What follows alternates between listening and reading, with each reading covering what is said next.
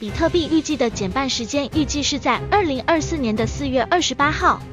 4年一度的比特币减半，离我们越来越近了。牛市的曙光马上就要出现了。第一个减半周期，比特币从2美金涨到了1000多美金，涨了500多倍。第二个减半周期，比特币从100多美金涨到了2万美金，涨了100多倍。第三个减半周期，比特币从3000美金涨到了6万多美金，涨了20多倍。现在我们来到了比特币的第4个减半周，那么这一轮比特币最高能涨到多少呢？关于这一点，已经有很多博主和专家做过预测，他们有的说是10万美金，有的说是20万美金，有的说是100万美金，但是他们都忽略了一个重要的问题，那就是可能性是多少。比如涨到10万块钱的可能性是多少？100%还是50%？涨到100万美金的可能性是多少？是1%还是10%？如果说我预测比特币在2025年会涨到1000万美金，但是呢，它的可能性只有0.1%，那么这种预测就无任何意义。所以说，我们的预测必须是在高确定性的前提下的预测，否则没有任何意义。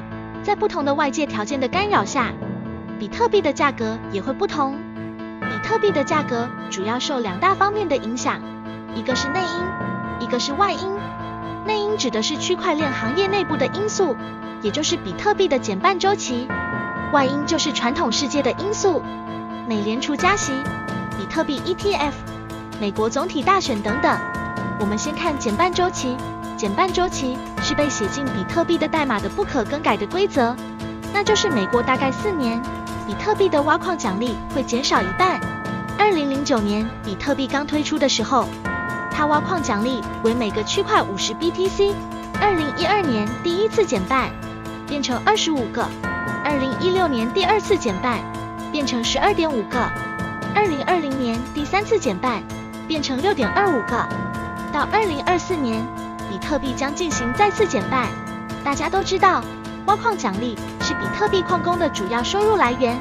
如果比特币产量减半，那么假设成本不变的情况下，矿工如果想要维持原有的收入不变，必须把比特币的售价提高1倍。所以，我们从整个市场供应和需求的角度来看，假设需求不变的情况下，供应量降低1半，价格必然会增加1倍。这里的比特币的需求其实就是比特币的共识，这个共识一直在增加的，也就是说，比特币的需求一直在不断增加的。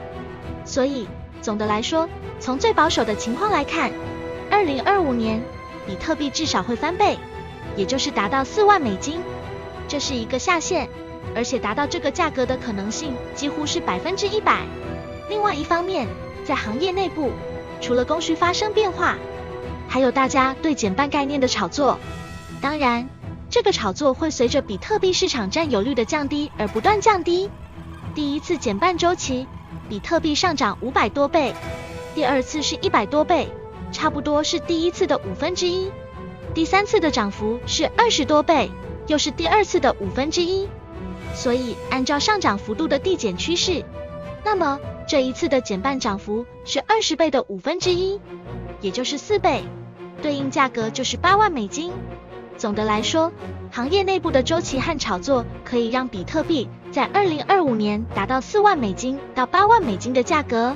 接下来，我们看外因。首先，最大的外因就是美联储降息。降息将会给市场上带来大量的资金，这些资金就会有一部分会流入加密市场，从而推高比特币的价格。那么，最关键的问题就是什么时候降息？据业内人士分析，美联储将在2024年年中左右降息。他们的分析是根据通胀数据、失业率这些情况得来的，这里我们不详细展开。我在这里说的是与之相关的另外一个外因，美国总统大选。大家都知道，美国总统大选是4年一次，比特币减半周期也是4年一次。这个4年减半很可能是中本聪刻意设计的，而且不仅仅是4年减半，减半的那一年也是美国总统大选年。明年是2024年，比特币在4月份减半，同时11月份将举行总统大选。那么，总统大选跟降息又有什么关系呢？这个逻辑是这样的，通过放水来刺激经济，是政客赢得选民的一个重要手段。但是呢，放水带来的恶果是通货膨胀。所以，当通胀高企，老百姓觉得物价太高的时候，政客为了稳定民心就要加息。加息呢会控制通胀，但是又会带来新的问题，那就是股市房市下跌，让人们的投资受到了损失。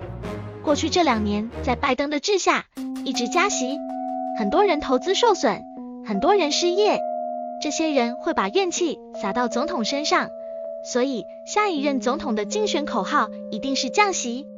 新一轮的量化宽松，让经济继续维持虚假繁荣，把通胀的恶果推给下一任。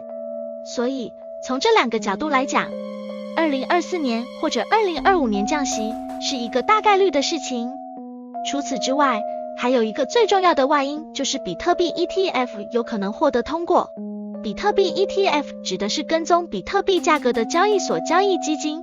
如果你购买了比特币 ETF， 就相当于你间接的购买了比特币。虽然说你买的是基金，并不持有真正的比特币，但是他们的收益是完全一致的。比特币 ETF 有2大优势，第一个是对于那些普通的散户投资者，不需要去学习冷钱包、助记词那些复杂难懂的技术操作，只需要像买股票一样，用简单的方法就可以投资比特币，这扩大了比特币的受众。第二个，对于那些掌握着很多钱的大型传统基金来说，他们可以完全合规的拿一部分钱去投资比特币，这样就增加了场内资金。对于他们来说，即使是很小的一部分钱，但对比特币市场来说会带来很大的影响。同时，比特币 ETF 还会对市场情绪带来很大的影响。人们会拿比特币 ETF 和当年的黄金 ETF 进行对比。当年黄金 ETF 获批之后，黄金市场来了一轮超级大牛市。现在，比特币被称为是数字黄金，在未来的元宇宙虚拟世界充当黄金的角色。所以说，它完全可能再走一轮类似黄金的大牛市。那么，比特币 ETF 有没有可能通过呢？2021年的时候呢，比特币的期货 ETF 已经通过了。现在大家都等着它的这个现货 ETF 的通过。现在，贝莱德、富达等华尔街重量级机构开始申报比特币现货 ETF。虽然说目前都被 SEC 驳回呢，但是这个诉求已经得到了法院的支持。同时，越来越多的大型华尔街机构也加入到了申请的行列当中来。所以，目前来看，比特币现货 ETF 的获批只是时间问题。总结一下，从以上的外因来看，比特币大幅度上涨的可能性非常高，比特币已经具备了启动牛市的可能性。那么，在内因和外因的综合驱动下，2025年比特币能到多少钱呢？我们这里参考 Oak 创始人、有女版巴菲特之称的木头姐的预测进行估算。木头姐预测2030年比特币会到100万美金，这个时间点大概是下一轮牛市。我们往回反推，按照比例进行折算，比特币在2025年牛市的最高价应该是28万美金。我们综合来看，比特币在内因的作用下，保守能到4万到8万美金。如果再叠加上这些，加上外部这些因素，将有可能达到28万美金。我相信4万到28万，这是一个比较客观的价格范围预测。也就是说，如果没有加息降息，也没有 ETF 通过，这些统统没有发生，那么最差的情况，比特币用应该到4万美金，不可能再低，大概率会回到6万多美金的上一轮的高点。再乐观一点就是8万美金，如果外部环境变好，就有可能挑战28万美金。但是你说它要上50万美金、100万美金，我觉得是不可能的。这样的超级大牛市，我认为要到2029到2030年那一波牛市，因为在那个时候，康波周期的萧条期才会走完，新一轮的康波周期才会开启。那个时候才真正具体大牛市的条件。最后一个问题，2025年的大牛市会在几月份发生呢？这个按照前几次的情况，一般是在年底发生。但是2021年的牛市是一个双顶，所以具体到几月份很难预测，但是大概率可能是在下半年，在可能出现顶部这几个月，我们一定要密切关注，在适当的时候逃顶，然后把我们的利润拿到在下一轮的熊市进行抄底，如此往复，不断增加我们的财富。